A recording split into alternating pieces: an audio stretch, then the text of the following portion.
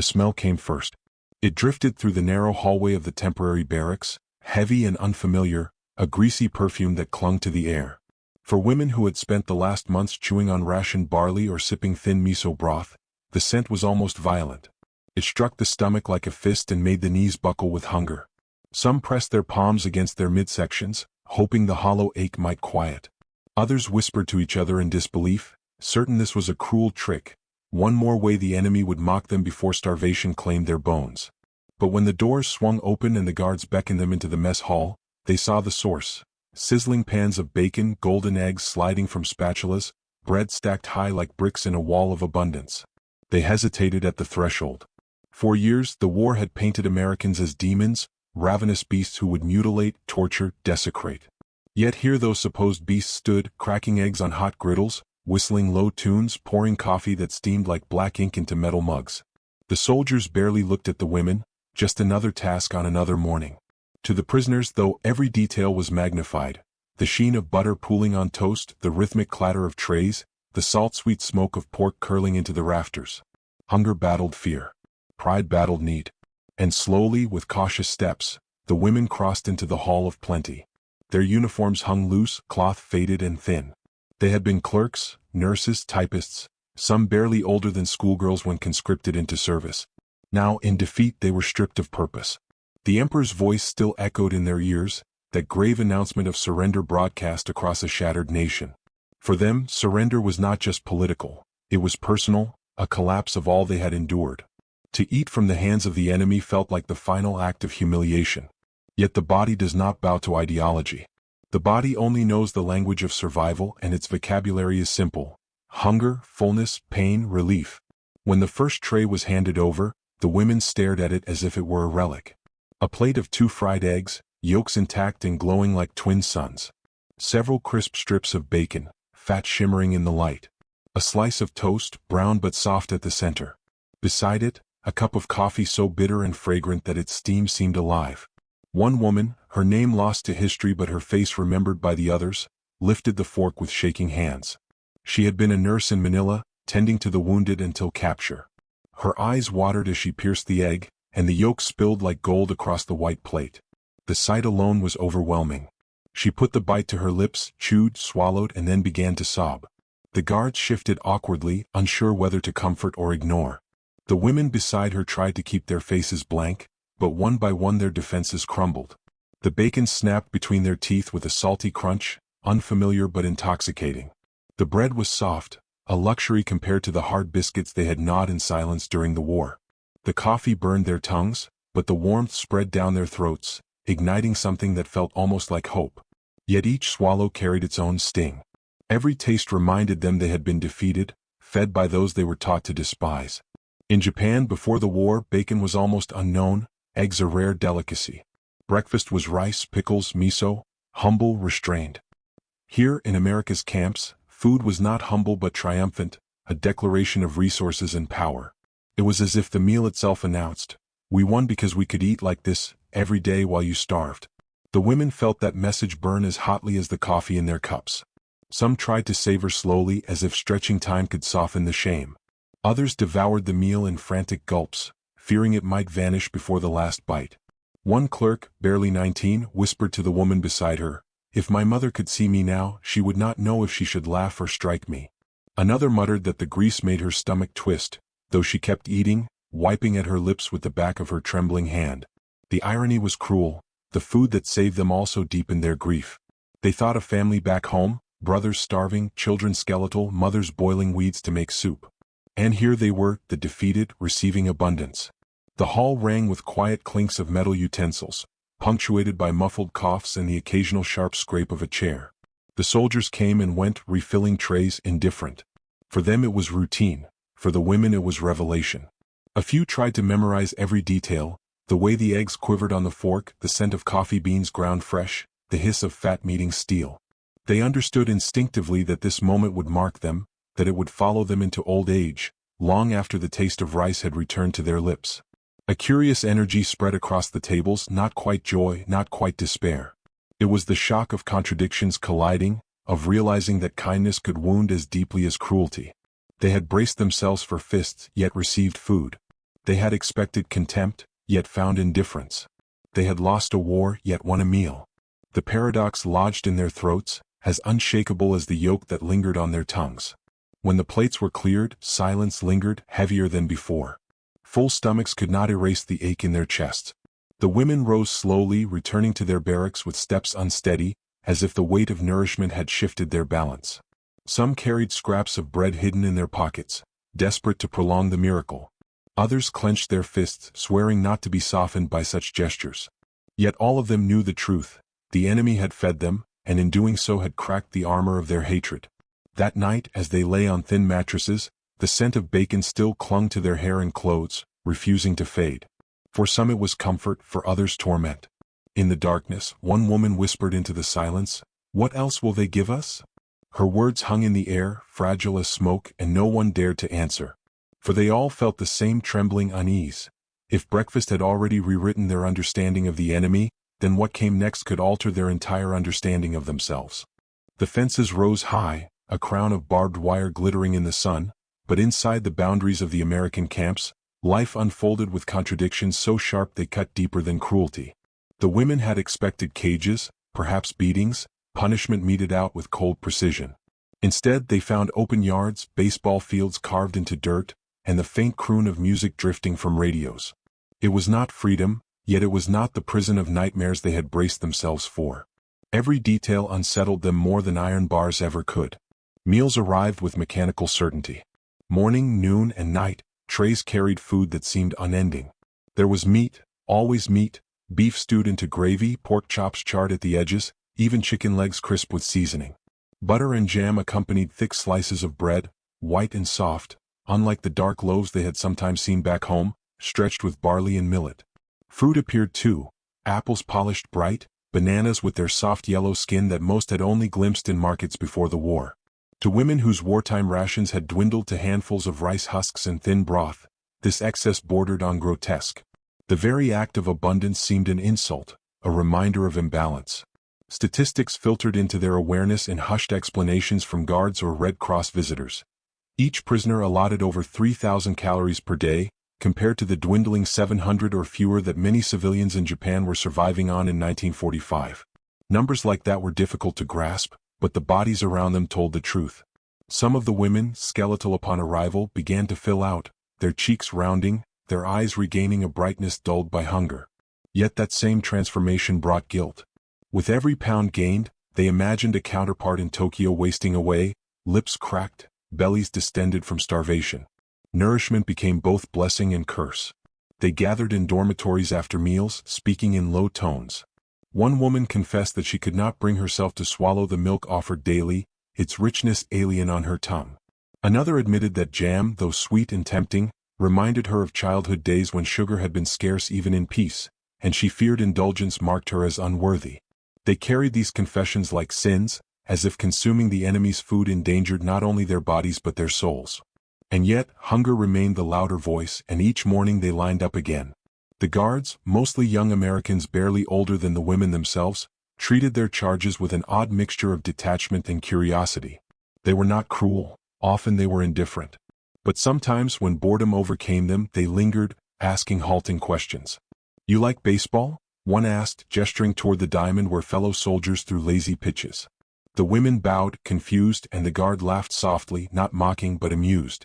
Another soldier, chewing gum, offered a stick to a nurse through the fence. She accepted hesitantly, unwrapped it with trembling fingers, and the sharp burst of mint left her eyes watering. In that small exchange, the walls between enemy and captive thinned, just enough to unsettle the certainty of hate. In the evenings, when the day cooled and shadows stretched long across the yard, music drifted from a nearby barracks. American songs, swing rhythms, crooning voices, slipped into the camp, weaving through the air like smoke. Some of the women resisted, covering their ears, muttering that it was dangerous to let enemy sounds seep into their minds. Others listened secretly, hearts tugged by melodies they did not understand but somehow felt. The clash of drums and horns seemed to vibrate in their bones, awakening emotions buried beneath discipline. Music, like food, became a weapon of contradiction. Irresistible, unsettling, a reminder that the enemy could create beauty as well as destruction. The conflict etched itself into their private thoughts.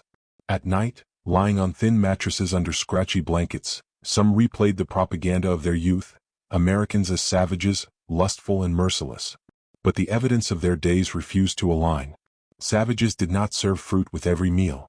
Monsters did not hand out chewing gum. The cracks widened, and through them slipped dangerous questions they dared not voice aloud. If the enemy was capable of kindness, then what had all their suffering been for? Yet shame pressed harder than doubt. Letters, when permitted, were carefully written and censored, though many never reached their families.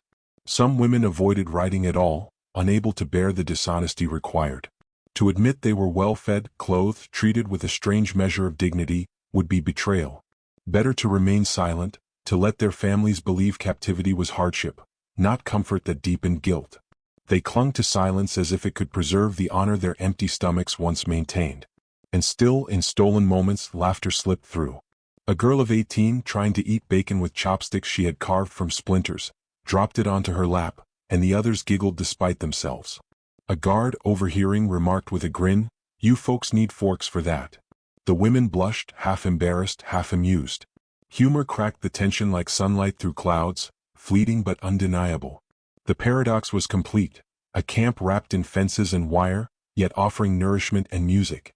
Prisoners who were better fed than their families at home. Enemies who shared small kindnesses that unsettled hardened beliefs. Every day the contradictions tightened around them, pulling them between gratitude and resentment, survival and shame. It was not torture of the body but of the heart, a slow erosion of certainty. One night, as the lights dimmed across the camp, a nurse whispered to her bunkmate, "If we can live like this with them, perhaps everything we were told was wrong." Her words fell into silence, unanswered. The others lay still, eyes wide open in the dark, knowing that once spoken, such thoughts could never be taken back. And in that silence the conflict deepened, not in the clash of armies, but in the quiet rebellion of the mind. 4 women raised to kneel before the emperor's portrait and whisper oaths of loyalty. Every bite inside the camp was laced with unease. Food had become more than sustenance, it was a battlefield of the spirit. The bacon and eggs of their first morning had already unsettled their certainty, but as days bled into weeks, the meals carved deeper cracks into the walls of their convictions. Each plate of meat, each slice of buttered bread, carried the weight of treason and the warmth of survival. It was impossible to separate one from the other. Some nights the women tried to resist. They would push food aside, claiming illness or fatigue. But hunger never negotiated. It gnawed with the persistence of a soldier at a gate, hammering until defenses fell. Eventually, trembling hands returned to the fork, and shame followed every swallow. "I dreamed of my brother in Tokyo last night," whispered a nurse, her lips quivering as she chewed. "He is starving and here I am eating like a queen."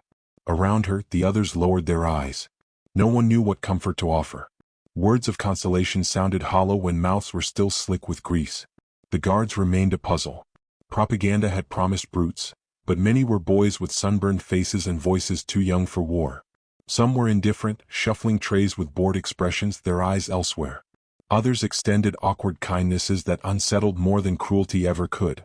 A guard once placed a small square of chocolate on the tray of a secretary. She froze, unsure whether it was mockery. But when his gaze held nothing but simple generosity, she lifted it to her lips. The sweetness exploded across her tongue, so foreign it felt like sin. Tears blurred her vision, and she turned away before anyone could see. That night, she dreamed of her childhood, of summer festivals where sweets had once been shared freely, long before the world collapsed. The contradictions multiplied. Some evenings, when the heat softened and the air grew still, the Americans would toss a ball in the yard.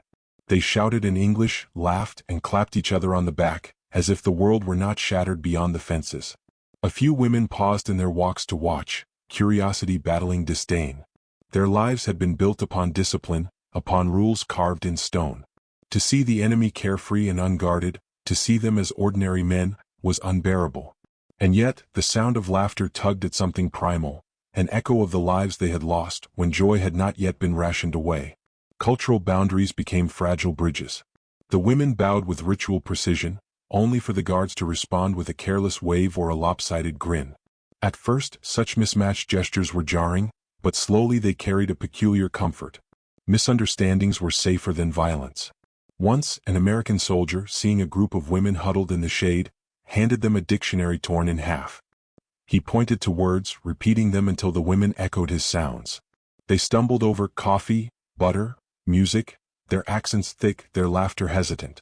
It was a dangerous intimacy, a human connection that unraveled the stories drilled into them since girlhood. The war had promised them nobility and sacrifice, but the camps offered a strange alternative: survival at the price of uncertainty. And survival was intoxicating. Flesh returned to bone, eyes regained their shine, steps grew steady. But the brighter their bodies became, the darker their thoughts turned. Each gain in health was a loss in certainty. One woman, once gaunt and hollow-eyed, now flushed with color, confided, "It is as if my body betrays my nation. My cheeks grow fat while my people starve." She covered her face, ashamed of the life returning to her. Hunger mocked ideology. It demanded compromise, forced hands to reach for what pride resisted. Even the most devout could not withstand its grip. One girl, barely 18, once tried to hide a boiled egg in her pocket, intending to save it as proof of abundance, a relic of contradiction. But the egg cracked, yolk dripping down her dress, staining the fabric with yellow shame. The others laughed softly, not cruelly, but with weary affection, as if the absurdity of the moment was a relief. For a fleeting second, hunger, pride, and shame gave way to something lighter. The irony was sharper still when letters were allowed. Some women wrote, but they wrote lies. They described hardship, illness, deprivation. To tell the truth, that they were fed, clothed, treated with a measure of dignity, was unthinkable. Better to let families imagine them in misery than risk being judged as collaborators. Silence was safer than gratitude. Yet in their private hearts, the truth festered. Each meal was a secret, a betrayal they carried in their bellies. At night, when the camp quieted and the stars stretched across the sky, they lay awake, haunted not by whips or chains but by kindness. The enemy had undone them with food, with small acts of decency. It was not cruelty that eroded their beliefs, but humanity itself. And that was far more dangerous. One evening, a guard left a tin cup of warm milk on the edge of a table, gesturing for anyone to take it. A nurse reached for it, her fingers trembling, her eyes locked on his. He gave a nod, nothing more, and walked away. She lifted the cup, brought it to her lips, and drank. The taste was rich, almost unbearably gentle. She closed her eyes, and for a moment she was not a prisoner, not a servant of a defeated empire, but simply a woman drinking milk. When she opened her eyes again, the world felt tilted, unsteady, as if the ground itself no longer obeyed the rules she once knew. That night, as the women whispered in the dark, one voice trembled through the silence: "If they can show mercy, then perhaps we were wrong." No one answered, but the words clung to the air, heavier than the wire that ringed the camp. They knew such thoughts were dangerous, but they also knew something irreversible had begun. The enemy had not broken them with hunger. They had broken them with humanity. Decades after the fences had rusted and the uniforms were folded away, the memory of bacon lingered like smoke that would not clear. For the women who had once sat trembling at those metal tables, the scent was inseparable from surrender, from shame, from the bewildering taste of survival. In the crowded streets of post-war Tokyo, where hunger still clung to doorways and children picked through rubble for scraps, the echo of that first American breakfast returned unbidden, as vivid as the crackle of fire in a pan. It was not merely food, it was a symbol, a reminder that the war had ended not just with bombs and treaties, but with forks and plates and the uncomfortable generosity of an enemy. When they were repatriated, thin but no longer skeletal, their bodies carried secrets their lips could not confess. Families pressed them for details. Were they mistreated? Were the Americans as savage as the newspapers had promised? The women hesitated, torn between truth and expectation. To speak of abundance would be to betray those who had starved. To admit kindness would be to unravel the stories of cruelty that kept national pride intact. And so, many said little. They described loneliness, confinement, humiliation. They left out the buttered toast, the fruit bowls, the coffee that steamed like morning fog. Silence became their armor, even as their mouths still remembered the taste. Yet silence could not erase the paradox. Back home, food lines stretched for hours. The official ration in 1946 sank as low as 1,000 calories a day, scarcely enough to sustain life. People fainted in the streets and black markets thrived on desperation. Into this emptiness poured ships from America, stacked high with flour, powdered milk, tinned meat. Children who had never seen white bread before clutched slices with wide eyes. Housewives puzzled over cans of Spam, slicing and frying it with the hesitancy of archaeologists handling relics from another civilization. The irony was merciless. The food that had once humiliated prisoners now arrived as salvation for a defeated nation. One of the former nurses, now a grandmother, remembered standing in line for American rations with her own children tugging at her sleeves. When a volunteer handed her a bag of flour, she nearly wept, not only for the relief but for the echo of the camp. She could not tell her children that she had tasted American bread long before them, within the walls of captivity. That secret lived in her body like a scar. Each bite of donated food was a strange mixture of gratitude and guilt, survival and surrender. In kitchens across Japan, new habits formed. Bread joined rice on tables. Coffee slowly edged its way into mornings. Bacon and eggs, once exotic symbols of defeat, appeared in cafes and family breakfasts, awkwardly integrated into a culture that had long celebrated restraint. Cookbooks began to include recipes for frying bacon, though many housewives confessed they preferred it with rice rather than toast. What had once been an enemy's weapon of kindness became, over time, a quiet part of daily life. The war had ended, but its tastes lingered. For the women who had carried those memories, food became a haunting timeline. The smell of bacon could still conjure the sight of barbed wire, the sound of foreign voices, the clink of tin trays. Eggs sunny side up glistened like the morning their world cracked open, yolks bright as the truth they dared not speak. Coffee's bitterness always reminded them of the first sip that made their hands tremble, the warmth both comforting and terrifying. To younger generations these foods were normal. To the survivors they were never ordinary. They were ghosts served on porcelain plates. Conversations in old age sometimes loosened tongues. A woman might murmur to a granddaughter, "I ate like this once, long before you were born." When pressed, she would smile sadly, shaking her head, unwilling to unravel the contradictions. But in quiet moments, some confessed to friends that they had never again tasted food with such sharpness, such conflicted intensity. Hunger had made every bite electric, and shame had etched it into memory. It was not the flavor of bacon or eggs alone, but the taste of defeat mingled with survival that gave it permanence. There was irony too, almost comic if not so heavy with history. One recalled the first Japanese advertisement for bacon and eggs, laughing bitterly that the meal once served behind fences now appeared in glossy posters as a symbol of modern living. Another admitted that when her husband first brought home coffee grounds, she could not bring herself to brew them, terrified of reliving that first gulp in captivity. Some spoke of craving the foods they had once despised, as though the body remembered more honestly than the mind. The contradictions followed them through life, inseparable from who they had become. Time softened many wounds, but it did not erase the strange truth, that mercy had unsettled more than cruelty. The women had been broken not by starvation or blows, but by plates of abundance offered without malice. That memory clung tighter than any bruise, because it demanded a re-evaluation of everything they had been taught to believe. It was easier to heal from pain than from kindness. Pain could be blamed on enemies. Kindness forced reflection. And so, even as Japan rebuilt, even as neon lights replaced rubble and factories hummed with new purpose, the memory of that first breakfast remained unshakable. For some, it was a source of shame. For others, it became a quiet symbol of resilience. But for all, it was a reminder that history does not move only through speeches and treaties.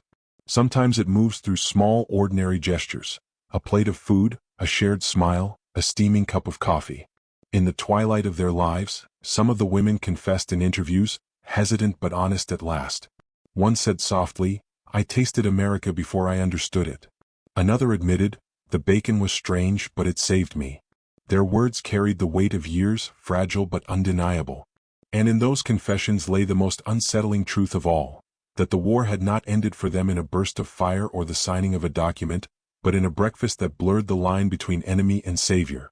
Even now, long after the camps have vanished into dust and memory, the question lingers in the silence after their stories.